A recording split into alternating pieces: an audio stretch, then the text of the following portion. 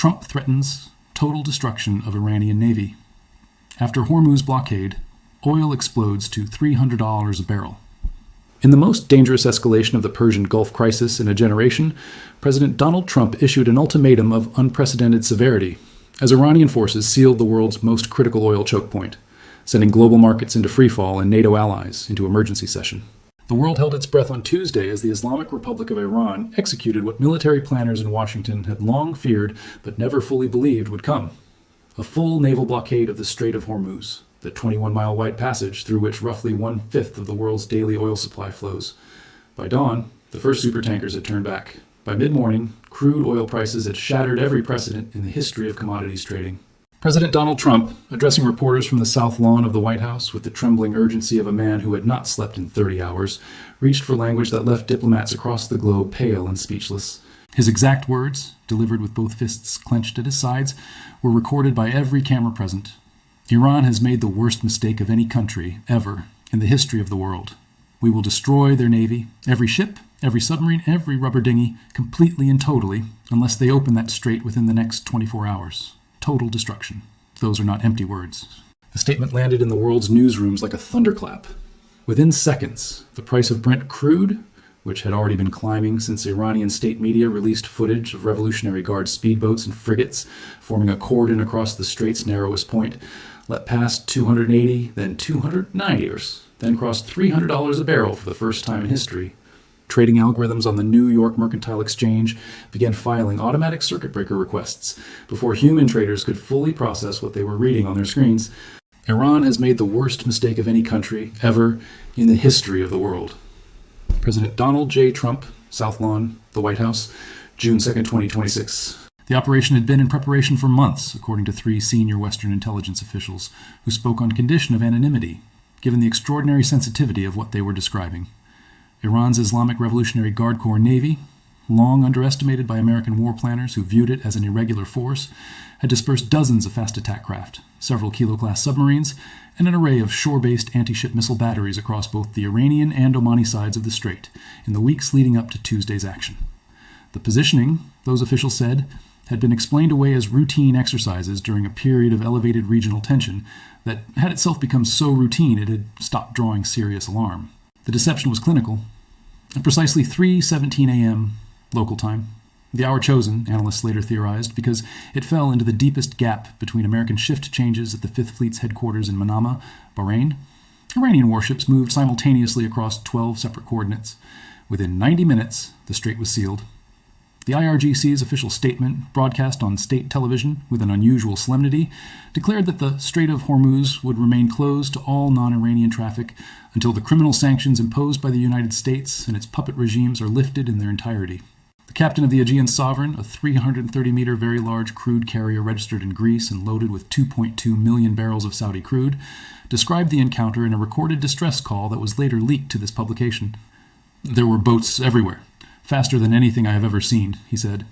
"They came out of the darkness on all sides. A voice on the radio told us, in very clear English, to stop engines and prepare to be boarded or be fired upon. We stopped." Crisis timeline, June 2nd, 2026. Iranian IRGCN vessels simultaneously occupy 12 coordinates across the Strait of Hormuz. The blockade begins. 5:44 a.m. The supertanker Aegean Sovereign halted at gunpoint. Brent crude opens in London at $198, up 91% overnight. U.S. Fifth Fleet placed on DEFCON 3. 3 carrier strike groups ordered to the Gulf of Oman. Crude oil crosses $250 a barrel. European exchanges suspend trading in energy futures for the first time since 2026. Trump delivers South Lawn statement. The phrase "total destruction" enters global circulation within seconds. Crude oil hits $300.17 per barrel. The Dow Jones Industrial Average falls 4,200 points, its single largest intraday drop on record. Iran's Supreme Leader Ali Khamenei delivers televised address, calling Trump's ultimatum the hysteria of a cornered empire. Emergency UN Security Council session deadlocks. Russia and China veto resolution demanding Iran open the strait. NATO convenes emergency Article 4 consultation. No consensus reached. Germany calls for maximum restraint. No commodity crisis in modern history has moved with this velocity. In the hours after the blockade was confirmed, the financial system's response was less like a market correction and more like a controlled, then uncontrolled detonation. The 300 per barrel threshold, which analysts for a decade had labeled a theoretical doomsday scenario, was breached not with a slow creep, but with the sudden violence of a dam break. Airline stocks across Europe and Asia collapsed by an average of 38% before emergency trading halts were invoked. Shipping insurance rates for vessels in the broader Gulf region increased by a factor of 12 in the space of 4 hours, rendering dozens of commercial voyages economically incoherent before they had even departed port. Japan's government convened an emergency cabinet session at midnight local time after its finance minister warned that the country, which receives roughly 90% of its crude imports through the Strait of Hormuz, could face fuel rationing within 3 weeks if the blockade held. In the United States, the average retail gasoline price, which had settled around $3.40 per gallon only the previous week, was being revised upward in real time by analysts at Goldman Sachs and J.P. Morgan Chase, who variously projected that $8, $10, or even $14 per gallon were plausible outcomes within a fortnight if military intervention did not materialize quickly. The Strategic Petroleum Reserve, already drawn down significantly during previous crises, was ordered released at maximum capacity by the White House. The gesture, according to every analyst who commented on it before midnight, was psychologically meaningful and practically inadequate. In Houston, the Permian Basin's production hubs lit up around the clock as American frackers attempted to communicate to the market that domestic supply was ready to ramp. But pipeline capacity, refinery logistics, and export terminal throughput meant that no amount of goodwill could instantly replace the 5 million barrels per day that flow through the Hormuz corridor toward Asian customers. The arithmetic of geography, for at least the immediate term, was Iran's most powerful ally. Inside the West Wing, Tuesday had been a day of cascading decisions made under conditions that those present described afterward as uniquely and oppressively tense. The president had been woken at 4:30 a.m. by National Security Advisor Robert Callahan and Joint Chiefs Chairman General Patricia Dow, who delivered a 2-page summary of the blockade and a verbal briefing that lasted 11 minutes. By 5 o'clock, Trump had already dispatched 3 separate messages on his Truth Social platform, later deleted and replaced by a single, more carefully worded post, and was reportedly demanding options from the Pentagon that his advisors were scrambling to provide. The South Lawn statement, which shocked even some senior White House officials who had expected measured rhetoric, was not fully coordinated with the State Department, according to officials familiar with the matter. Secretary of State Margaret Lynn, reached by this publication, declined to comment on the characterization. Her spokesperson issued a statement 2 hours after Trump's remarks, describing the president's words as a clear statement of American resolve and a reflection of the gravity of Iran's illegal and destabilizing act. The statement did not include the phrase total destruction. Pentagon officials, choosing their words with the labored caution of people who understand precisely what they are being asked to discuss, confirmed that 3 carrier strike groups, the USS Gerald R. Ford, USS Theodore Roosevelt, and USS Carl Vinson, had received movement orders placing them in the Gulf of Oman, within full operational range of the strait. The deployment, which sources described as the largest simultaneous naval mobilization in the Persian Gulf since the 2003 Iraq War, was designed to present Iran with an unambiguous picture of American capability. Whether it would alter Iran's calculus was a question nobody in Washington was prepared to answer with confidence. This is not a negotiation. This is not a warning. 24 hours. After that, we act. A senior White House official speaking anonymously to the Global Tribune. In Tehran, the response to Trump's ultimatum arrived with a theatrical precision that suggested it had been prepared in advance. Supreme Leader Ali Khamenei, 86 years old and rarely seen in a setting of such staged urgency, delivered a nationally televised address from a ceremonial hall that his advisors had chosen, apparently, for its high ceilings, and the way the flags framing him recalled both the revolutionary banners of 1979 and the war imagery of the 1980s. He wore no tie. His voice was steady. They speak of destruction, Khamenei said, according to an official translation distributed by the Islamic Republic News Agency. Let them come and try to destroy what God and the blood of our martyrs have built. The Strait of Hormuz belongs to the region. It does not belong to Washington. It does not belong to Wall Street. Every tanker that crosses those waters carries the theft of our people's wealth, sanctioned by an outlaw superpower. We will not apologize. We will not retreat.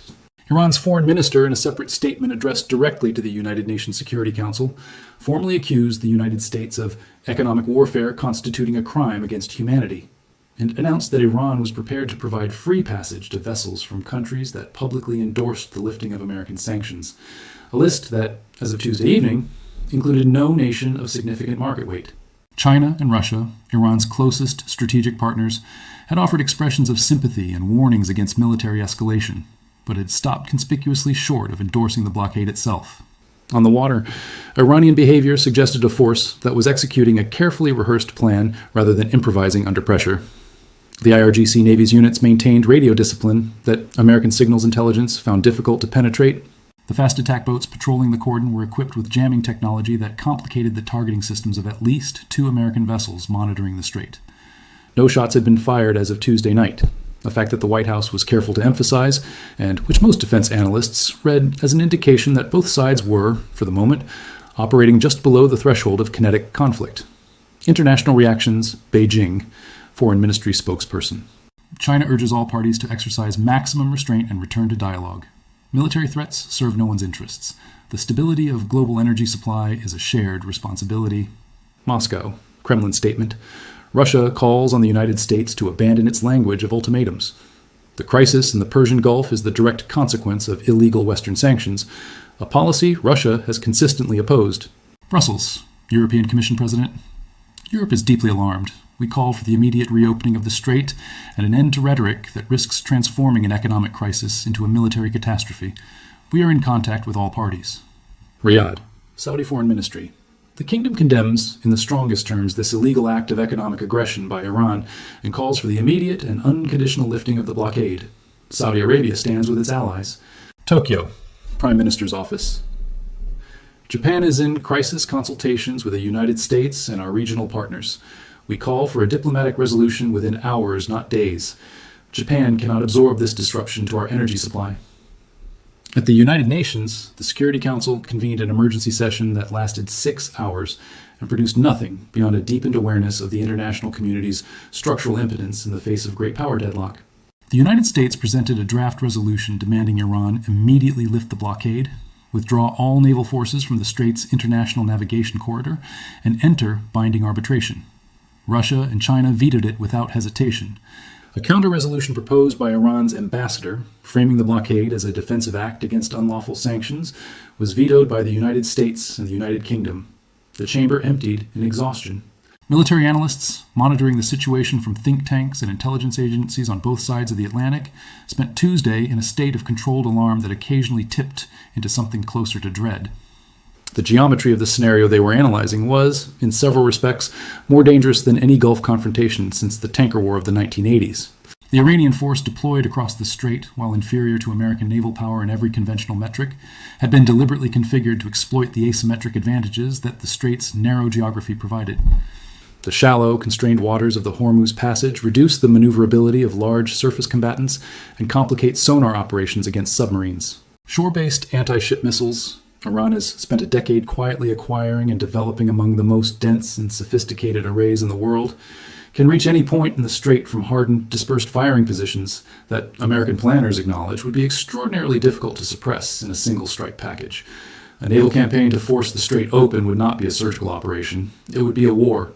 Retired Admiral James Schreiber, the former commander of U.S. Naval Forces Central Command, appeared on cable television throughout the day with the calm of a man who has thought seriously about this scenario for years.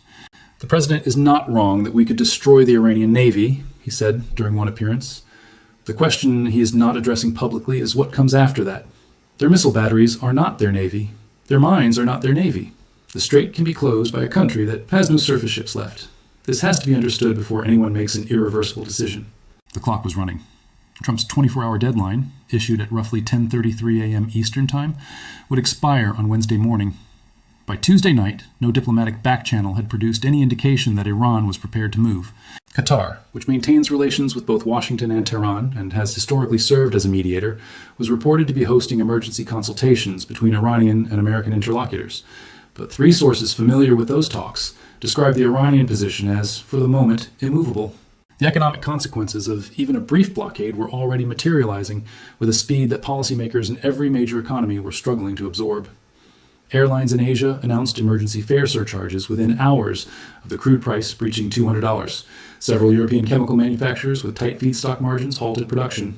India's government, which imports more than 4 million barrels of oil per day and has been navigating the geopolitical tension between its relationships with Washington and Tehran with considerable diplomatic finesse, convened an emergency meeting of its Economic Security Cabinet that was still ongoing as this article went to press. The Federal Reserve's Open Market Committee, in a brief statement issued at 4 p.m., signaled that it was monitoring the situation closely, and that its tools remain available to support market functioning, language that traders read simultaneously as reassuring and alarming, since its invocation implied that support might actually be needed.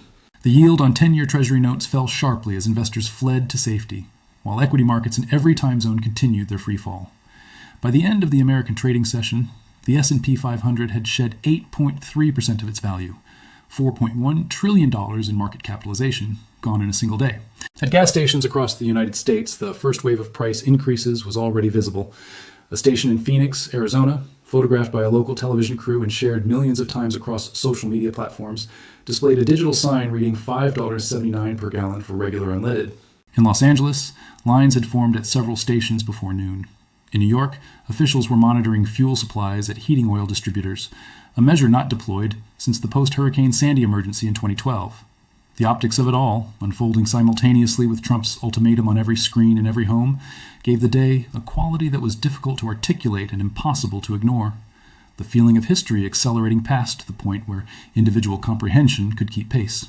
The next 24 hours, every analyst and diplomat who spoke to the Global Tribune agreed, would be among the most consequential in the history of the Persian Gulf, and perhaps in the post-Cold War international order more broadly.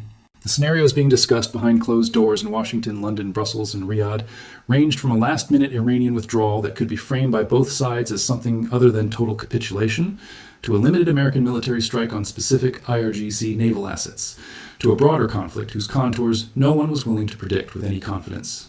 The most dangerous variable, several senior officials suggested, was not the military posture of either side, but the compressed timeline of Trump's ultimatum, which left almost no room for the kind of painstaking back-channel diplomacy through which most major international crises have ultimately been de-escalated.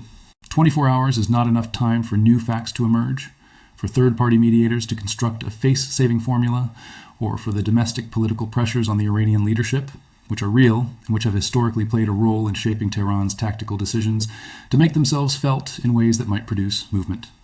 24 hours is, however, enough time for a miscalculation. Somewhere in the Gulf of Oman, as Tuesday night deepened toward the Wednesday dawn that would bring Trump's deadline to its end, 3 American carrier strike groups were moving into position. On the narrow blue water of the strait, Iranian fast attack boats continued their slow, deliberate patrol. 47 supertankers sat motionless in the open sea, loaded with crude oil that the world needed and could not reach.